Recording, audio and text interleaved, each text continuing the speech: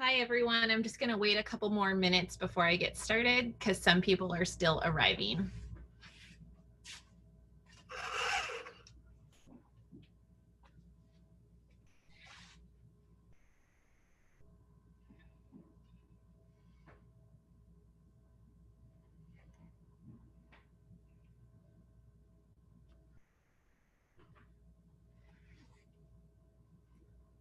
I hope people brought some questions for me today.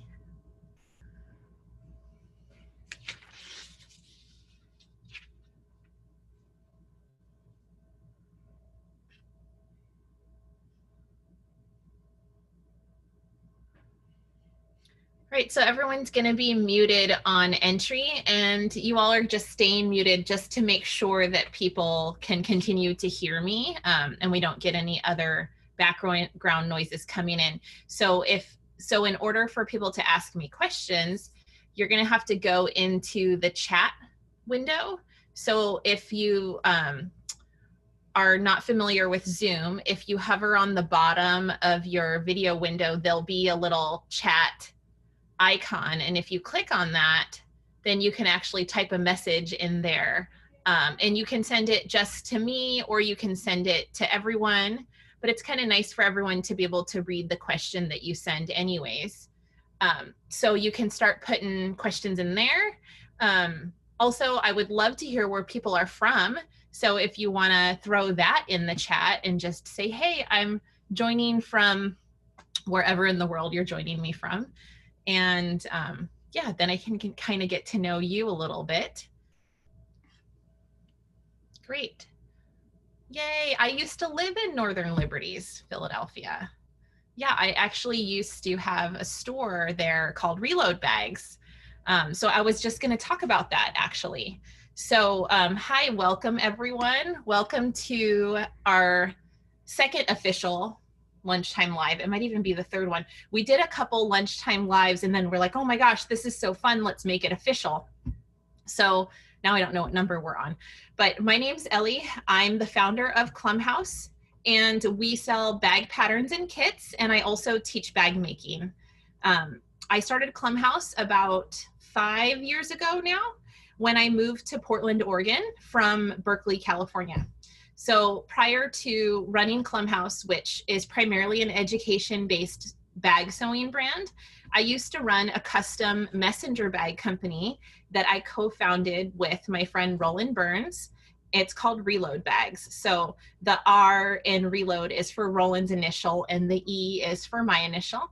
And they were messenger bags. So we used to be bike messengers in Philadelphia. And I was also a bike messenger in San Francisco for a short while too. And we ran that company in Philadelphia, which it still is there today. Roland runs it. And I also ran it in Seattle and San Francisco. So we were always making custom bags and we always made things in-house. So I ran a small batch messenger bag factory out of Seattle. And that's where I really developed my skills for bag making. And a lot of the stitchers that worked for me and made custom bags, I really trained them on how to sew custom bags on industrial machines. So that's where I really fell in love with teaching people and showing people how to make bags. So when I wanted a career transition, I went ahead and went back to school. And I'm originally from California. So I moved back to California because I knew I could get residency pricing for the public university program there. And I studied at UC Berkeley. I studied adult education and ecology. So I really studied how people learn with their bodies. And I went and coupled that education with all of the bag making skills that I developed over the years running Reload in order to found Klum House. So it's really based in this really, for me, a rich interest in helping people learn how to make bags, but not only that, really looking at how to start handcraft businesses and how we can make a sustainable living off of that. Yeah, so a lot of my history is in teaching industrial sewing and industrial sewing techniques. So when I started Klum House, I really wanted to take those techniques and adapt them to how to make bags on a home sewing machine. So that's why all of our patterns, you can make them all on home sewing machines, and why I have a versatility where I can teach industrial and home sewing. And I really like to come to the middle of those and teach heavy duty bag making, which is essentially like pushing your home sewing machine to its limits to make really professional looking bags. So that's the whole gist of Klum House. So thanks for joining us for this Lunchtime Live. This is going to be an Ask Me Anything. So I don't have a particular agenda for you all, but I will be responding to the questions in the chat. This is a free event, and so are all of our Lunchtime Live events, but we're encouraging people to pay it forward with a donation to different charities throughout the week. And this week, we're going to be doing a pay it forward donation to Activation Residency, which is a Black trans-led artist residency that provides marginalized artists with space for rest and creativity. Their mission on their website is, "We dream collective care into existence by prioritizing the imaginations of those whose realities are stunted by systematic oppression." So there's a link to that in the registration email, and we'll be sending a follow-up email where we can put another link to that. So if you can, non-Black folks, please donate to Activation Residency.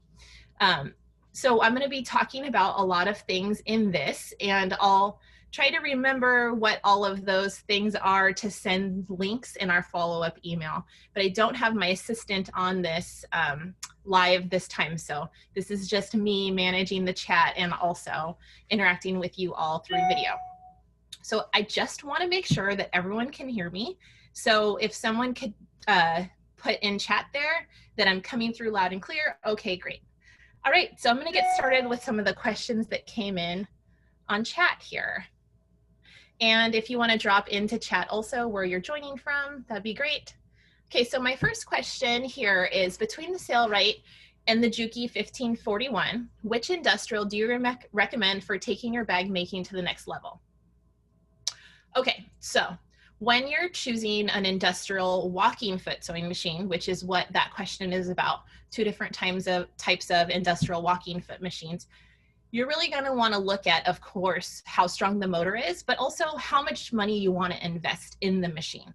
So the Juki 1541S is a little bit pricier of a machine. I haven't bought that machine in years. I actually do have it though, and I used to manufacture on it. And it's a great machine. It's a little more powerful than the Sailrite Fabricator, which is what I think that question is about. Sailrite also has a portable walking foot zigzag machine, which has, it doesn't have a table mounted motor. It has a motor that's mounted on the head. So that's not really comparable to the Juki 1541S, essentially. But you can compare the Sailrite Fabricator, which is a wonderful machine also, to the Juki 1541S. Now, those are both flatbed machines. They're not cylinder arm machines. So if you plan on making a lot of leather bags, saddles, or shoes, you're going to want to go with a cylinder arm or a post arm walking foot machine. But if you just want a versatile flatbed walking foot industrial, then I actually think the Sailrite Fabricator is a better starter machine, only because Sailrite makes their own servo motors, and they're really amazing motors, and you can slow the speed down a lot. So a lot of times people are worried about learning how to use the industrial, like it's going to be really fast or hard to control. But Sailrite's servo motor, which is a computerized industrial machine motor, is really, really good. And they have a patent on it. They developed it themselves, but I've always been really impressed by it. It's just not quite as robust of a machine as the Juki 1541S, which is a machine that you'll find in a lot of bag making factories. I've toured a few bag making factories over the years, and that's been a go-to machine for industrial factory work. And it was for us, at least at Reload in Seattle, I used that a lot. Another great starter industrial walking foot sewing machine is the Consew 206 RB5. So that's a little bit more affordable than the Juki 1541S. So those are great industrials. That's what Reload uses still to this day to manufacture. So that's just a little bit of that from the first question. So I hope that helps there. Hi from New Jersey, Iowa. Berlin, yay! Great, Manchester, Seattle. All right, so here is another question. A question about sourcing for business purposes. So that, does that mean like a wholesale? So something, okay, so yeah, sourcing the rivet removing tool. Those are rare tools. It took me a long time to find it. It's made in Japan. We're actually trying to make our version of it because we want to make it more affordable. And that's a work in progress there. So hopefully we can do that. So I'm not sure if the question is how to source or what, but I can talk about just generally what I do. And it's essentially just research. So you're going to need a business license if you want to buy wholesale bulk stuff from suppliers. A lot of times they ask for a pretty high minimum purchase in order to get in with them. We're actually developing a bulk buy program because we want to help people get halfway. A lot of the people that we source from, our minimums to open an account are, you know, $2,000, $3,000, $5,000, which is really like a hefty amount to invest in a bunch of a particular type of hardware or whatever. So there's really not much in between, I know, in the market. And so we're really trying to develop that. But in the end, if you want to get wholesale pricing from your suppliers, then you need to open wholesale accounts with them, which generally means you have to purchase a certain amount every year or you can't keep the account open. And the best way to find that is literally just research online and getting samples, calling people. Really, it's a lot of putting in hours. And working with samples and trying those samples out and seeing if they work for you and what you're manufacturing. Okay.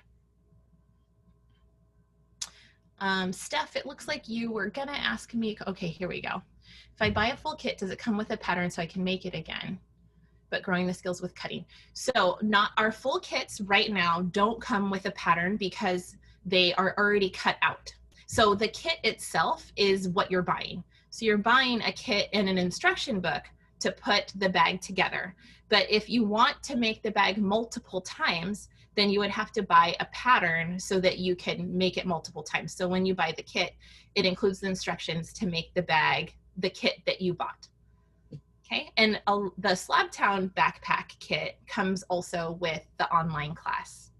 And the online class comes with a PDF pattern. So when you buy the Slabtown full maker kit, it comes with the online class for free. And all the online classes come with the PDF pattern for free. And with the PDF pattern, you get the instruction booklet and you also get 2 different ways to print the pattern. You can send it to your local copy shop and you can print a large format, or you can print it at home and tape it together with your home printer on 8.5 by 11 paper if you're in the US. And then there's also a format if you're in Europe too, or outside the US, non-standard, more metric. Yeah, so that's how you would get the pattern, or you can buy the PDF pattern or the paper pattern. Okay. Oh yes, a question from Anne about vegan bags. So we don't specialize in vegan bags. We work a lot with leather, and I know that that can be prohibitive for vegan folks. And part of that is that's we're a small batch manufacturer. We don't actually have much space or room to expand into lots of variations of our kits, but we hope in the future, when we get a bigger space and get our whole crew back for that matter, then we can really focus on expanding into lots of different materials and stuff. But for now, what people will do is they'll buy the pattern and the fabric, and then they'll source vegan leather straps and stuff off of Etsy, and I've heard really great results from a lot of those suppliers on Etsy, and I've seen some really beautiful bags being made with vegan leather as the straps. Yay, Beaverton. Okay. When using wax canvas in a backpack, are there any issues with using it in warm climates and the wax melting and transferring to clothing? You know, we were talking about that in a past live stream, and I have not experienced that personally. And Ellen, my assistant, was on it, and she also hasn't. So I've seen the wax, like, it definitely can feel waxy on your hands and oily on your hands, but I've never like pulled a book or paper out of my wax canvas bag in the summer and had it be oily. Now that's my personal experience, and it's stuff that I've heard from folks too, that I haven't really heard a lot of concern about that from people that actually have our wax canvas bags, but I'm not sure how other companies, or if you wax your own fabric, if that makes it less stable or whatever. If you do have a concern about that, then I have noticed that if you line it, of course, then you're protecting your stuff. But in general, I haven't really experienced a lot of the wax coming off in a way that I can really see it. Now, one thing I do know is that the wax gets a little sticky. So if you take your bag to the beach, then it's going to get, you know, a lot of sand on it because the sand sticks to the wax. That's something that can be kind of annoying. But as far as stuff getting oily, it hasn't really happened to me with over the years of wearing wax canvas bags. Here's a question. Am I able to sell the bags that I make with the Klum House pattern? And then the second question is, how do you come up with a pattern? Okay, so I'm not quite sure what the second question means, but I can answer the first question. We are working on releasing a second version of our license to sell bags. We decided to rework it and really think about how it would work best for you all and us. And we're drawing up a new license right now. So we're really hoping to release that in the next few weeks. We're really close to getting there. Part of that has been a really big ethical conversation on our part about how it best represents us as a company and how we can best support you as a learner and a maker. So yeah, so it's a pretty rich subject for us, but ultimately we did decide that Clumbhouse is really about education and sharing. And as long as we can make a license and a contract with folks that feels like it's in right relationship with us and you, then more power to you. And we want you to be able to sell your bags. So please keep an eye out for that on our site, and we'll definitely do a newsletter announcement for that. The second question is, how do you come up with a pattern? So I think that's a question about how do you design a bag pattern, or possibly how do I come up with a bag design myself? And I guess a quick answer for that would be, well, first of all, that's my artistic expression, right? That's my master craft, is I'm a bag maker and I'm a bag designer. That's what I've been doing professionally for over 20 years. So I've really developed that craft and practice over the course of a couple decades. And my practice has really changed over the years. What I would say is probably the most constant thing is lots and lots of mistakes. So because I'm a teacher, my main thing to encourage and help people is to really set an expectation that it really is about the practice. It really is about making iterations of a bag. So like when I first started sewing, my sister says I was 4 years old, but I remember being 6, but she's older, so she's probably right. My mom she taught us how to hand sew. And I spent many, many years hand sewing just because it was super fun and it was something I could do with my mom and my sister. Then I learned how to machine sew when I was 12. And I must have made so many things that never fit me, that didn't turn out right for years and years. And then when I started Reload Bags, I was not 17 years old or something as a bike messenger in Philly. And I was teaching myself how to do industrial sewing then, developing bags for being a bike messenger. And a lot of that development came from R&D. So research and development. I would sew something up, like an idea that I got because I thought, oh my gosh, it'd be great if the bag had a pocket like this or a strap system like this. And I'd try it out with whatever skill set I had at the time.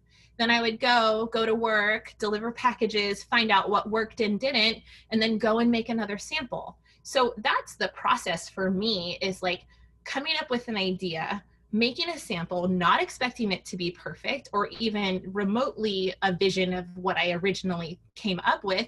And then I make it again. And then I go out and I try it. And then I make it again. And then I go out and I try it. Now, the difference between what I design and what you design is that I design for education now. So when I'm designing a pattern now for Klum House, I'm not necessarily wondering exactly how to manufacture it. I'm wondering, what's the experience that you as a student or as a person learning how to make bags, what experience do I want you to have as a learner? What skills do I want to teach you in this pattern? How much time do I want you to spend sewing this bag? So as a teacher, I'm really informed by my pedagogy. So my pedagogy is really the grail for me as far as what I'm designing as a pattern, because I might not want to teach too many new techniques in a pattern. I might want to teach a technique that's new and match it with a technique that's old from a pattern that someone might have already made, so that I'm scaffolding your learning. I might want to teach you how to use a new tool. So I'm going to put a different type of fastener in this bag versus this other one, because at this skill level, I think this is what I want you to be learning. So for me, it really is about how do I design a pattern that can have an optimal learning experience for a wide variety of learners, visual learners and kinetic learners, you know. So for me, it's really involved in education. And I bring in, of course, all of my past knowledge of bag design from Reload and just over the years of literally just trying to make things and having them not work out and eventually figuring out what does work. So, you know, when we talk about craft and when we talk about design, we're talking about a practice, and we're talking about an expectation of ourselves to show up to our practice and actually just practice it with our hands, and hopefully without not so much expectation that we're disappointed in our practice, right? Because we are continually building our skills and continually building our relationship to the tools and to the materials and to ourselves as a maker, right? And those of you that are tuning in that have been makers for a while know this to be true, and it really is a relationship with yourself as a maker, with the materials, with the tools, with the space that you work in, and just giving yourself space and time in your making studio. It can do wonders with how you develop the things that you make. So I know that's a long-winded answer, but I hope that it sheds some light on that question. So let me check out what else we have here. Okay. Do you have any other bag designs in the works? Messenger bags, hobo bag, bucket bag. Right now, I am always throwing around designs in my head of what I want to release next as a pattern. For Klum House, the designs are really informed by what can fill in the collection, and also the price point and the skill level, and what I'm really interested in making at the time too. So I always have a few different things that I'm playing around with, but it takes us a while to release a pattern. I think the Slabtown backpack, this one here, I was working on for probably 2 years before it became commercially available. So it takes me a while. I like to spend a lot of time with the design, and I like to really tweak it and make a learning experience that I think has a high success level no matter what it is. Yeah, which takes a while. Okay, so this is from Laura. She's from Portland, and she's taken some classes at Klum House and loved them, and bought a Singer Heavy Duty 4423 to make bags at home. She wants to know if I have any tips on how to do basic maintenance and care on a sewing machine after getting rid of wax buildup from canvas or getting fuzzies out from under the throat plate. Okay, so it sounds like you've already cleaned your machine and cleaned the wax out of it. And if you haven't, we have a great blog post about how to clean the wax out of your machine. And we'll go ahead and send that link in the follow-up email, or you can look on our blog and it should be right there. So I usually take the throat plate off, and most sewing machines come with a flathead screwdriver or some sort of tool. I know the Singer Heavy Duty has one. It doesn't look exactly like a screwdriver, but it's like a little almost triangular silver metal piece, and it works as one. And that way you can unscrew the throat plate and clean the wax out. I'll use an old seam ripper a lot of times to dig wax out. And I know that some people don't like to do this, but I do it, is I'll use canned air to blow fuzzies out of my machine too. But generally I do take machines once a year to the mechanic to get tuned up, especially home machines. Now, industrial machines are different. As a home user, you have access to all of the gears and the oiling spots, and you can basically take the machine apart. But with home machines, we don't, because they're covered in plastic. So often the best way to get deep maintenance on them is to take them into a machine repair shop. But in general, your machine will usually last a lot longer if you keep it cleaned and if you use a sharp sewing needle, which I know is super underestimated, but that really helps your machine last for a lot longer because it helps it keep timing, it helps it keep tension. Yeah. So I have a question here from Mallory. I have a high-end domestic sewing quilting machine, no problem with sewing bags. I'm concerned about the wax canvas debris in my machine. Okay, so this is similar. Did I see an article or video where you address this? Should I purchase one of the machines you suggested? So you don't need to purchase one of the machines I suggested at all. It sounds like your machine is great, but we do have a blog post about how to clean wax out of your machine. Now, having said that, in the sewing school, we were having, before COVID and when we could have in-person classes, we would have in-person classes 2 or 3 times a week with all new sewers on the machines, and we would clean the machines once a month. So I wasn't getting a ton of wax buildup at all in the machines. Now, we mostly sew canvas and wax canvas, so I wasn't going from canvas, wax canvas to like a lightweight cotton or silk where I was concerned about the next fabric that I was putting in. So generally, you know, I would let the wax build up a little in there just on the student machines, and we didn't ever have a problem with that. And then we'd clean it out and it was super satisfying. And then we'd move on to the next month and the machines are still kicking strong. Okay, a question from Beth. When you're changing the thread color, are you also changing your bobbin thread color? You talk about top stitching thread that is different than regular thread. Okay, so it sounds like you might be referring to the Slabtown backpack, where we do talk about top stitching thread. So most stitchers will match their bobbin thread color to their top thread color, but you don't have to do that. The bottom thread color will show on the bottom side and the top thread color will show on the top side. Generally though, if your tension isn't calibrated perfectly for the lock stitch aspect of your thread to hide the loops, then you might start to see the top thread color come through on the bottom, which tends to be the most common. But you're totally welcome to run a different thread color in your bobbin, but it might just look a little bit messier. Folks generally like to match their thread color to their fabric color. Now there's a part of your question that is referring to top stitching thread, and I think you might be referring to the way that we teach top stitching in the Slabtown class. And we actually do have a free video on our YouTube where we show people how we like to top stitch. So we actually like to run 2 all-purpose threads through the top of the machine and both threads through the same eye of the top stitching needle. But then we just run regular all-purpose bobbin thread on the bottom, and we leave it at that.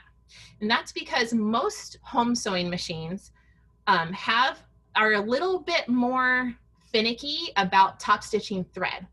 Now, if you are going to run top stitching thread on the top of your machine, you would just run 1 spool of it, and you would run all-purpose bobbin thread on the bottom. But people still generally like to match those thread colors from the top to the bottom. But in the Slobtown, there is a couple steps where we tell people to match the bobbin thread color to your lining and match the top stitching color to your exterior fabric. And that's because you get a stitch where the bottom will show through on the lining, and then it just looks a little bit better if you have some high contrast.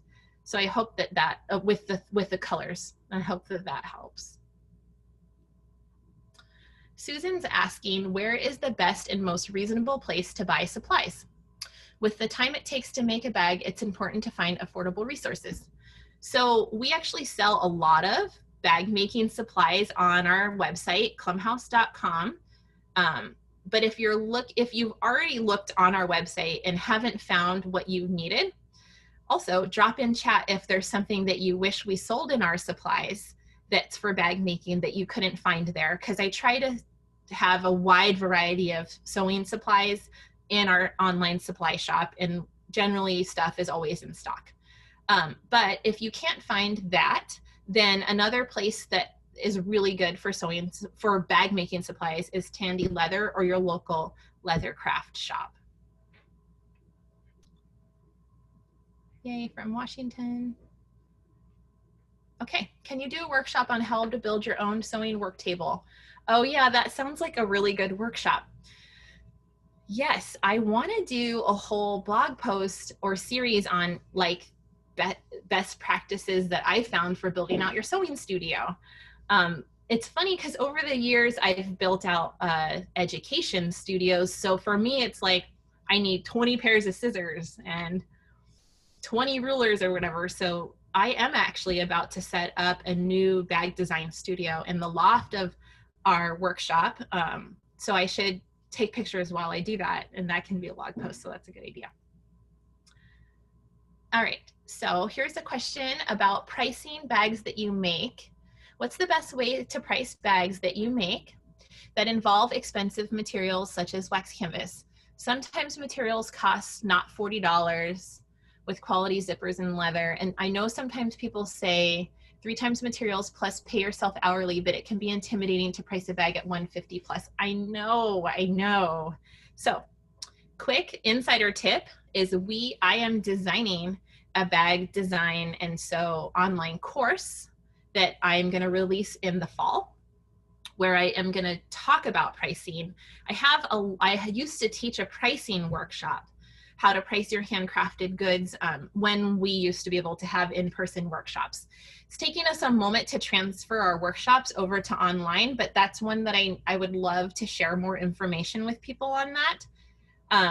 I have a pricing calculator. I have a bunch of stuff that I could share. Unfortunately, it's too much information to share on this Ask Me Anything. But let me just say this, is that is why high quality, well-made things that you find in the store they do cost that much. If you search for a leather bag made in the US, I mean, I see them for not $400 to $700.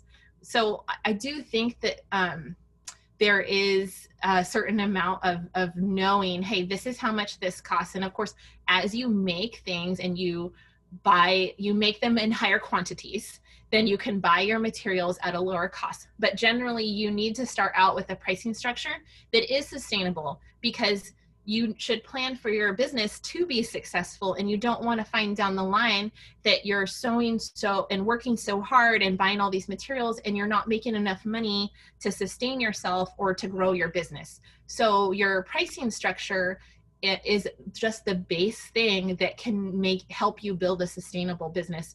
So it is really worth digging into that, and you probably will end up selling bags at a higher price point if you are paying yourself a reasonable wage. Now, let me say this without going too deeply into it, is that our current value exchange, the current way we think about value exchange in goods is based in a global market.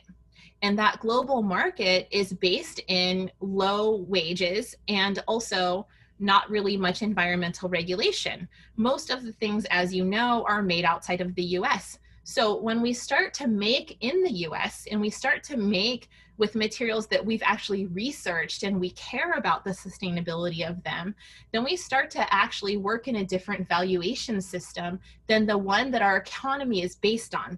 Now, that's where the tension lies for small batch makers and US manufacturers like me and you, because we're trying to compete in a market where the base valuation and what people can afford is based in really low wages outside of the US and non-sustainable environmental practices. So there is always going to be a tension in that transition. Okay, and I have so much more to say about that, but hopefully when we do release the waitlist for our fall course, you'll join us and you'll be able to dig into that more with me. Okay, Julia, do you plan bag kits with leather, real leather too? Do you plan bag kits with leather? Okay, which kind of, oh, like the actual body of the bag, not just the straps. Okay, which kind of leather is thin and strong at the same time, so good to use with a home sewing machine? Aha, that is something that I am planning on designing, and I've already made a couple prototypes. So there's a lot to say about leather and a lot of different types of leather. But there's generally, I would say, 3 main categories, and they're really based in the thickness of the leather. So at the thinnest part, the thinnest category of leather is garment leather. And that's going to be mostly what you can sew on your home sewing machine. But of course, every time we sew something, we're sewing one thing to another, and then it becomes 2 layers. And anytime we cross that seam, we can reach 4 layers. So even though your machine might be able to handle 1 or 2 layers of garment weight leather, which is generally 1 ounce to 3 ounces, it might not be able to handle 4 layers of garment weight leather. So that's something that you have to test with your machine. The second category of thickness of leather is upholstery weight leather. Now, I know that these aren't super scientific terms, but generally leather is categories on its final uses. And upholstery weight leather is a little bit thicker than garment weight leather. And that, again, you probably are going to max your home machine out depending on how strong the motor is at, you know, a couple layers. So if you're designing leather bags and you're really going to get into the manufacture of them, then I would jump up to an industrial walking foot. But if you're just making leather bags for yourself, you could probably get away with trying to get a sequence of construction together that minimizes thickness of seams. The other thing you can do is you can skive the leather. So skiving is a way of shaving down the thickness of leather where you're going to run the seam. So that way you have a thinner leather as you're running it through your machine, and you might be able to get away with a more higher range of sequence of construction techniques depending on how thick your seams get, because you'll be able to control that thickness by skiving the leather. So I hope that gets you on your way. What kind of new bag patterns are you working on behind the scenes? Can we expect a weekender at some point? Yeah, a weekender would be a fun bag to make.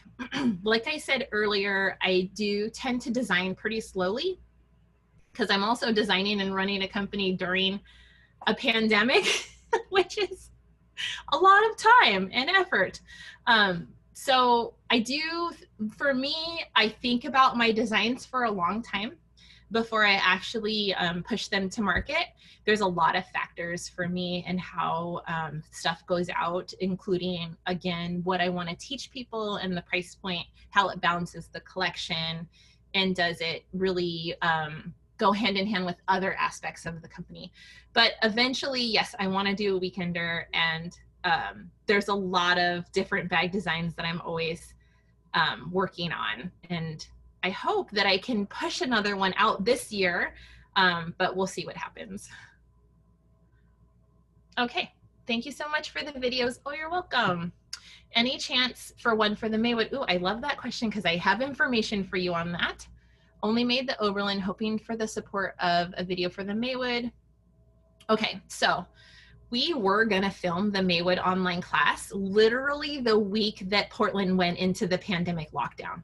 We had our producer already scheduled to fly up to Portland. We had already, it was devastating to be able to do that. But like every business at that time, it was a huge pivot.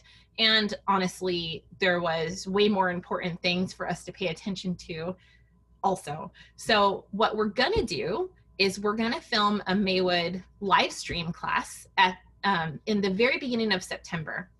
And it's not gonna be like our other online classes because I'm still social distancing as a company.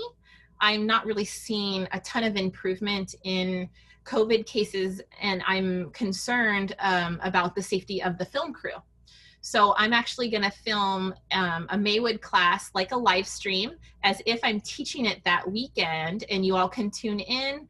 And my husband's gonna film it because he actually has a YouTube channel, so he's used to filming things. It'll be me and him in the studio.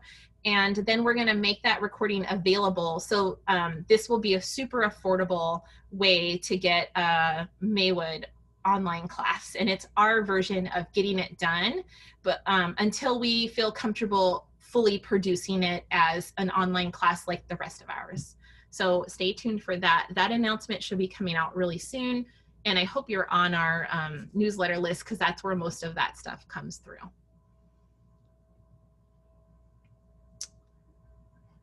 What type of changes or additions could be made to a tote or backpack that could be done to deter pickpocketing while on mass transit or crowded areas?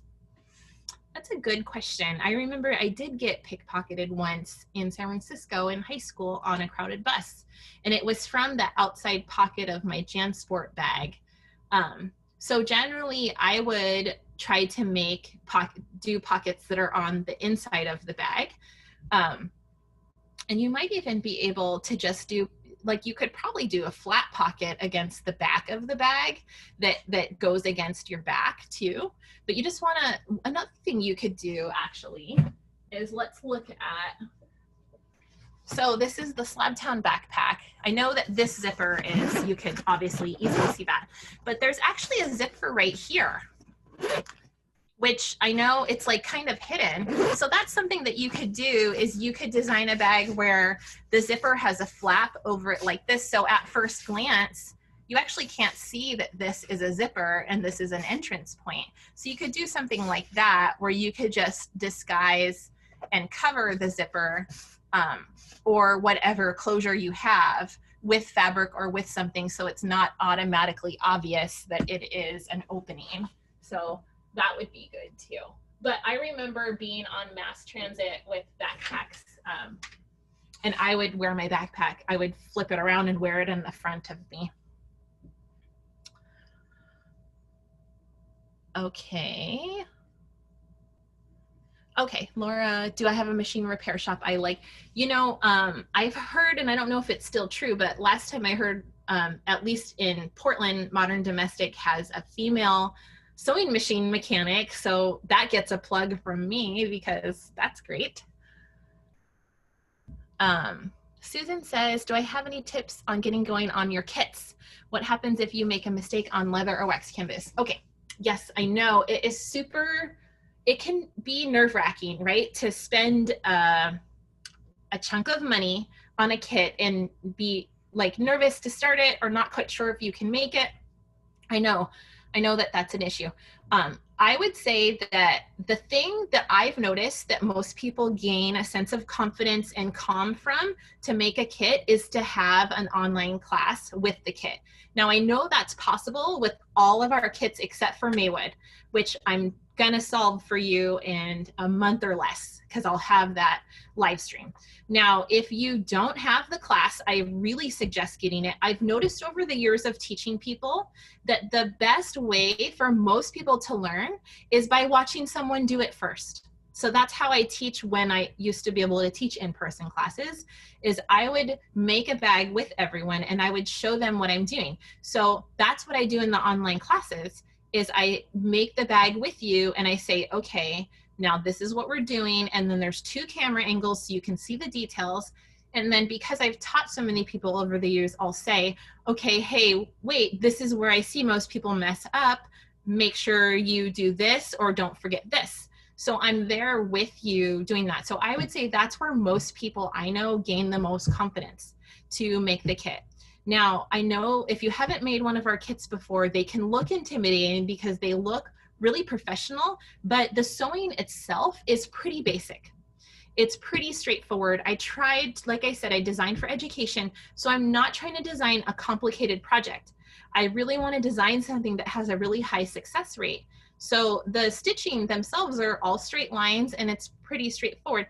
Now, I know that it can be confusing to read the instructions and to look at the illustrations, and there are some supplemental free videos, but the most amount of support you're gonna get is if you have and watch the online class. Now, if you mess up on your fabric and you have to pick a stitch out, that's okay. And if you're worried about the stitches showing on the wax canvas, if you hit it with the blow dryer a little bit, it'll remelt the wax, not a ton, or you'll start to get too much wax melting, but it'll melt the wax a little bit so that the little dots disappear. So that's helpful too, because usually people are concerned that they're gonna see that seam rip because of the wax, but also the wax discolors the fabric only a little bit just because of touching it here and there, and then it'll wear in over time and you won't be able to see that. If you mess up on a rivet, we sell a rivet removal tool, which you can go that direction, or you can watch our free YouTube video that's on how to remove rivets with just pliers, but please be careful because it's a lot more dangerous than using the rivet removal tool. So I would say most mistakes happen when you're making stuff, and everyone's gonna laugh because we all know this to be true, is when you're tired and when you're hungry and when you're in a hurry. So the highest success rate for making anything is to not put a ton of pressure on yourself to make the thing super fast, and to know that you're going to take your time, take the steps you need, take the breaks you need. And if you start to get too tired, you stop making, right? And so to me, that's, and everyone's like, I know people are like, yes, it's true. That's when I, can really mess up, is when I'm tired. Let me give you one more tip, and this is something I always say in my classes, and this is something that I've seen helps a lot of my students not mess up. So I call it macro micro thinking. Okay, so what it basically means is that we're gonna zoom in on a detail as you're learning how to make something, like say exactly the measurement that I'm telling you to punch a hole, or do a seam allowance, like this needs to be an 1/8 inch edge stitch, or double turn hem, single turn hem, whatever. So we're getting into these like little details, like let's take this example of attaching a pocket onto the inside of a bag, which we do a lot. So I'll usually explain in the instructions or the class, hey, this is exactly how you do it. It's a 1/2 inch single turn hem, pin it on, sew it on, right? So then most people are like, okay, great, I got it. But if you stop, take a moment, step back and look at the bigger picture, look at what you're about to sew and say, okay, is my pocket upside down? That's a moment where you can go micro macro. So if you can step into your project and be micro and say, okay, my seam allowance is correct, that all looks great, but then let me step back and say, okay, am I about to sew this on upside down? And then you bring that logic in. Bring your making logic in and say, okay, that looks good. And then go back in deep and close and do that stitch, you know? So we do that a lot in sewing, in bag making. Like for instance, a lot of times I'm teaching people how to attach handles on their bag. So to you guys, you know, looking at this bag, it's obvious on a tote bag, both your handle goes on the same side of the bag. So like this is one end of a handle, this is another end of a handle, and it's on this side of the bag. But you know what's so funny is so often, not funny, but this just illustrates my point, is someone will go and attach their handles and they'll attach one end of the handle here and the other end of the handle on this side. So they'll set a strap across the opening of their bag, which obviously doesn't work because that's how your bag opens. So it's like, duh, but at the same time, when we're learning something, when we're making something, we're in, especially something new that we've never done, we're in the details of like, okay, did I set this rivet correctly? Not, let me step back and say, does this actually make sense, what I'm about to do? Because you don't want to set a handle that spans the opening of your tote bag like that. That's not actually how it would work. So anyways, that's another tip that I've found is super useful, is really just stepping back and saying, okay, I'm a smart lady, I'm a smart man, does this make sense? Before you go and do a thing or sew it or set the hardware, okay? I can clean my machine at least once a month, but I was considering buying one just for the wax canvas bags. Hey, if you want to do that, that's great, but I don't think it's totally necessary. But again, most sewing machines I use are mechanical machines that cost under $300. That's just all of these bags that I design and make are sewn on machines like that. So one of my major values is to make sewing accessible. So I tend to teach on lower priced machines, and I tend to test on lower priced machines because I don't want people to think that they need to spend a bunch of money on a nice machine in order to make really nice things. But I also do love a good machine and a good specialty tool. So I definitely think that I think it's great to have specialty machines and build out your sewing studio because it's super fun. Okay, do I ever use leather needles? I use leather needles when I'm sewing leather. A leather needle has a lancet type shaped point that's particularly good for cutting through leather as you sew it. Most sewing machines for fabric are not super sharp because you don't want to cut the fabric as you sew through it. You want to push the weave out of the way so that you can get the needle through, not necessarily cut the weave, right? So that's the difference between a leather needle and say a denim or other types of fabric needles. Yay, Anita, I am excited to do that online bag making business course also. Thank you. Yes, I have designed a messenger bag, Susan, for teaching, but it actually hasn't made it through all the testing for commercial pattern production yet. Oh, Patty, yes. Oh, I know. Making the slab town is so much fun. Patty's saying she loves making the slab town. Let me tell you that the slab town backpack is literally so much fun to make. And don't be intimidated if you make it with the online class, which is free with the kit, then you'll have so much support. But it's a really fun make. So try it out. Okay. Anita says she's made most of the Klum House line and the directions are really straightforward. The instructions are very thought out and the illustrations are incredible, and she really loves the online classes too. Okay, great. So there is, oh, looks like I'm frozen. Okay, I'm back. There's a great testimonial to y'all that if you feel apprehensive about it, like I said, our main thing is teaching and supporting you to make these bags. So that's going to be a lot different than a lot of other pattern companies, right? So a lot of other pattern companies are not founded by someone who studied adult education, and they're not necessarily prioritizing your learning experience through making.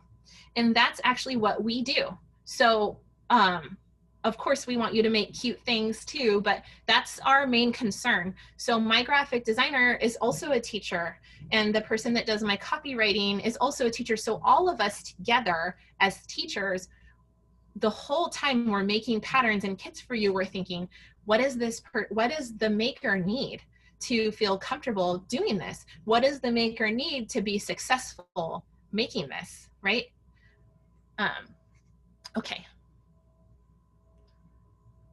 So, oh, Tracy's asking about switching out leather handles for webbing, which is a great question.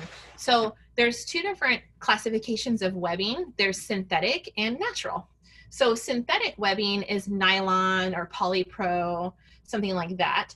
And it, if you just burn the edges of it, it will melt it and then it won't fray. So, right, those of you that have sewn for a while or just sewing in general, most of the way that the reason that we do the things we do to the fabric when we're sewing is in order to deal with fray, right? So I'm getting a little bit into bag design concepts. So if you're gonna go and add webbing handles to your bag, you're gonna have to deal with the end of the webbing and the fray. So the question is how do you deal with that fray, right? So if you're working with synthetic webbing, you just burn it. And in that case, you have a lot more freedom. If you're working with cotton webbing, you're gonna have to somehow get that edge of the cotton webbing into a seam. Otherwise, it's gonna fray. Or you have to double turn hem it or single turn hem it. So if you wanted to, say, have these be cotton webbing, you would have to have a single turn hem here on the end of the webbing, or this would just fray, right? So that's the concept that I want you to think about as you're switching out. So leather obviously doesn't fray, so we have a lot of freedom of how it gets attached, because as long as you have a rivet that's going to hold that handle really well, then you can kind of put it wherever you want. But you're going to run into a little bit more seam and construction issues when you're working with webbing that frays that you can't just burn. Okay. Okay, so we have about 5 more minutes. I'm going to take a couple more questions. I'm planning to buy an industrial sewing machine for commercial use to make bags with thick materials like leather, wool felt, and thick canvas. I can't afford to buy a flatbed machine and a cylinder sewing machine. I know cylinder machines are more expensive. Which machine do you think can be more effective for making most bags with more complex designs? Okay, so you're trying to choose. Okay, so a flatbed machine is going to be more versatile in a lot of ways.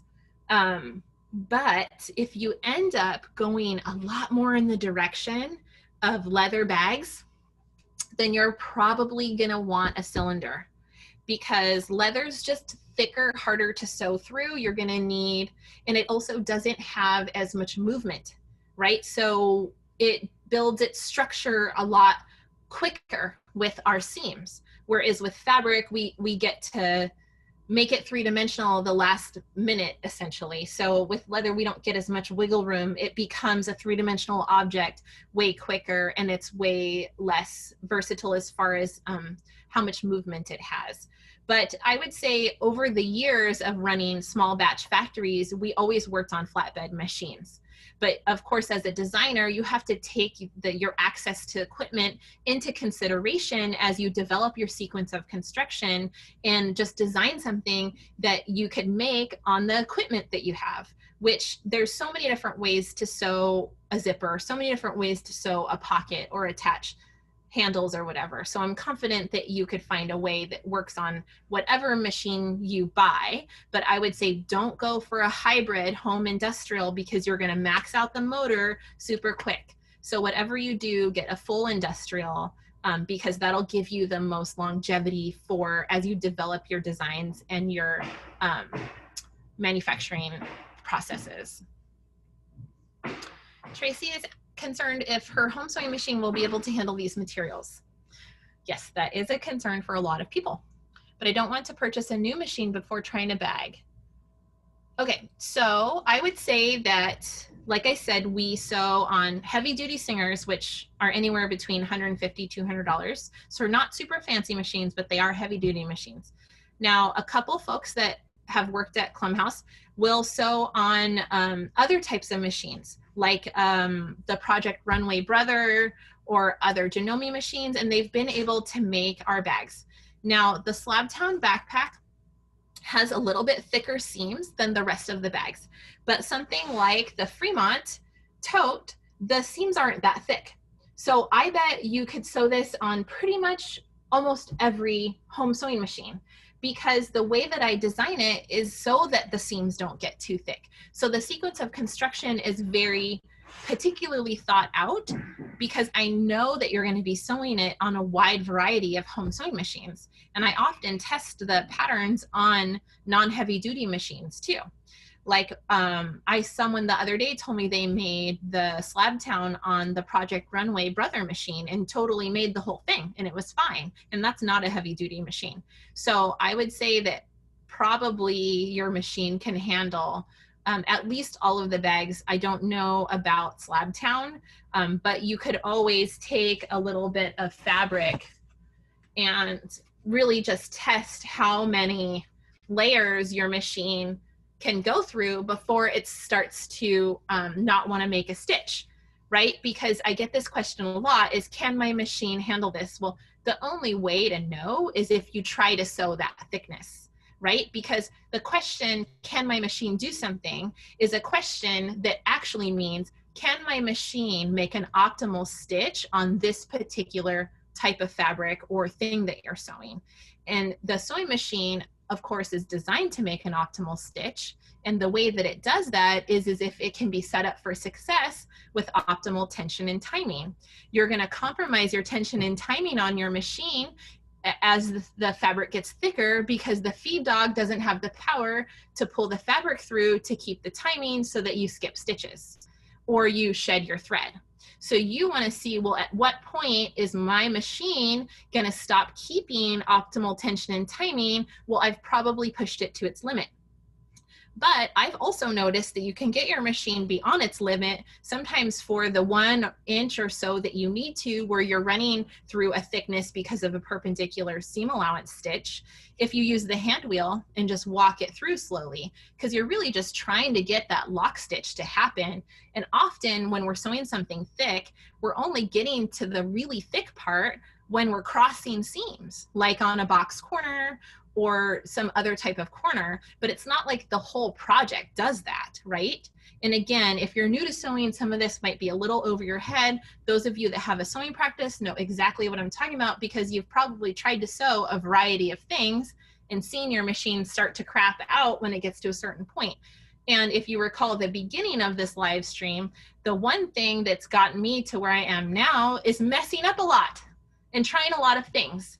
So as you start to get into different types of sewing, you can buy a yard of wax canvas on our site, or a half yard, and buy the dop kit, woodland dop kit pattern, and just play around with stuff too, you know? Okay, I am gonna take one more question. Okay, here's a statement from Meryl that I'll just share. Feeling so lucky to have discovered Klum House. Yay, thanks, Meryl. Especially the teaching aspect. Growing my skills with support is so valuable, soul satisfying, and comes with the frustration of trying to decipher instructions.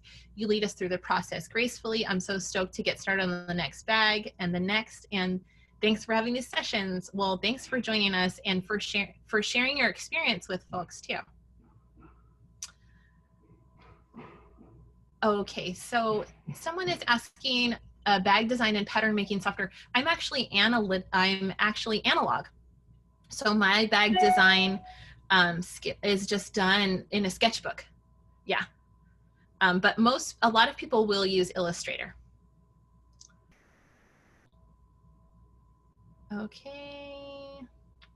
Anything else? Okay, here's one more question from Patty. She's made the slab town, the Fremont, and the Woodland on a Husqvarna Viking Emerald 116 that she got at a yard sale for $10, and there has been no problem at all. So there you go. I really think that there is just a lot that you can do on your little sewing machines, but also I do have a free Sewing 101 online class. And if you liked that little taste of sewing mechanics and design that I started talking about with timing and tension, then you should watch that class. It's free. And I actually talk about the mechanics of design of a sewing machine and actually how the sewing machine was designed to function and how a stitch actually works and how you as the operator can use your machine to its optimal potential. Right? And so I think I'll leave us at that. Is essentially in the end, we're just trying to have a more enjoyable and sometimes more challenging sewing practice, right? As we build skills, sewing is such a multifaceted craft. You can learn so much more about materials, so much more about tools, so much more about your own capacity as a maker, and that can be a really enriching process. It can be intimidating, I know, because all the machinery can be new and the tools can be new, but we develop these skills over time and we get better and better. And even if we're not building skills, we're at least enjoying ourselves, hopefully, or getting some aggressions out with all the hammering of rivets. But it's a practice. It's an ongoing practice and commitment. And we're here to support you through that whole process. Okay, so what I want to give you guys a gift is a 10% off coupon. Well, I'll send it in an email. It's good until the end of August. If you just want to jot it down now, it's Lunchtime Live, all one word, no space or anything, and all caps. And you can use that on your whole purchase on our site. And it's good till the end of August. And yeah, so that's for you all. It's not advertised to anyone else other than the people that have attended today. Yeah, and so we are gonna have more Lunchtime Lives every Wednesday for a few weeks. And if you go on our site to the tab Lunchtime Live, you'll see them all and you can RSVP for them. Folks that are watching this later that couldn't join us, thank you so much for tuning in even after the fact. And this is available as a recording or will be by tomorrow.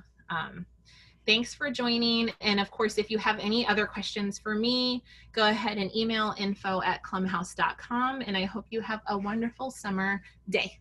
All right. Bye.